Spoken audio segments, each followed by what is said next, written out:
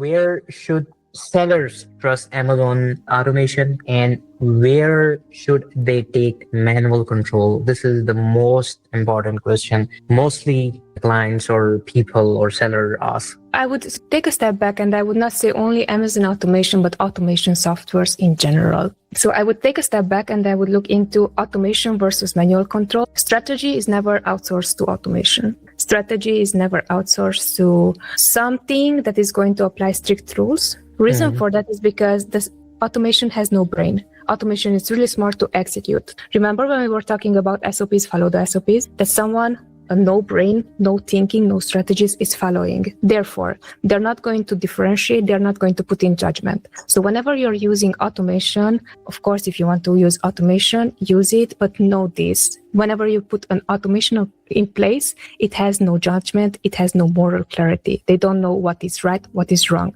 They are doing it. It's an automatic mechanical system that's like closing the door, opening the door. It has no brain power. It's just execution. That is why I'm saying that while automation, most people are either very pro automation, other people are against automation. I'm like, where does automation fit within my current strategy? Would automation allow me to save 10 hours of my PPC strategist's time and allow them to pay it higher monthly rather than, he's going to do the mechanic stuff. And I'm like, all right, so he's doing the mechanic stuff, strategies for junior level, and this is how much they're doing on a junior level on a weekly basis. Intermediate level, which actually I hired for, this is how much they are executing. And strategist level, maybe this is how much they are executing. So I think it's really being aware of how can you apply automation to the biggest part of your business where it makes sense rather than taking away strategy. That's how I would look into when automation and when strategy and how to apply both, not blaming each,